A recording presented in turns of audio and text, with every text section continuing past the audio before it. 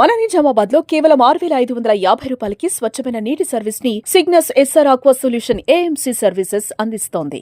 ఈ విశ్వావసునామ సంవత్సరం సింహరాశి వారికి ఎలా ఉండబోతుంది? విశ్వావసునామ సంవత్సరంలో ఈ సంవత్సరం సింహరాశి చాలా బాగుంది. 10వ ఇంట ఉన్నటువంటి బృహస్పతి ఇప్పుడు ఏకాదశ స్థానంలోకి వస్తున్నాడు. ఏకాదశ స్థానము ఏ గ్రహం ఉన్నా కానీ మనకి మంచి ఫలితాలు అంటే మహారాజు యొక్క టీవీగా ఉంటూ వారు ఏ పనైనా సాధించగలరు. కానీ శనీశ్వరుడు ఈ సంవత్సరం వారికి అష్టమంలో ఉన్నారు.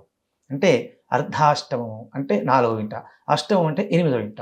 8వ ఇంట శనీశ్వరుడు ఉన్నారు కాబట్టి ఆ శని బాధలు ఉంటాయి కాబట్టి నోరు మాట అంటే మాట మంచిగా అయితే ఊరు మంచిది అవుతుంది అని ఒక నానుడి మనకు శాస్త్రంలో ఉన్నది. కాబట్టి ఆ మాట జాగ్రత్తగా ఉంటూ ఆ శనీశ్వర ఫలితాన్ని మనం పొందాలి. అలాగే ఈ సంవత్సరం వారికి ఆదాయం 11, వ్యయము అంటే ఖర్చు కూడా 11. ముగ్గురు పూజించే వారితో 6 అవమానించబడతారు. 6 అవమానించమన్నారు కాబట్టి ఎట్లా అంటే కాబట్టి మాట మంచిదైతే ఊరు మంచిది అవుతుంది. కాబట్టి అందరితోటి ఒక సోదర భావంతో ప్రేమగా ఉండడం వల్ల వారు ముందుకు సాగవచ్చు. మరి వీరు ఎలాంటి పరిహారాలు చేసుకోవాలి? శనీశ్వరుడు యొక్క బాధ తొలగాలి కాబట్టి ఆ శనికి సంబంధించినటువంటి స్తోత్ర పారాయణ చేయడం శనివారం.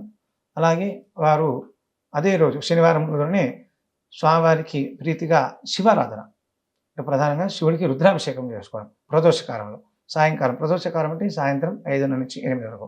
ఆ ప్రదోషకాలంలో శనీశ్వరుడికి సంబంధించి ప్రార్థన చేస్తూ శివారాధన చేయడం వల్ల వారు ఫలితాలను పొందుతారు.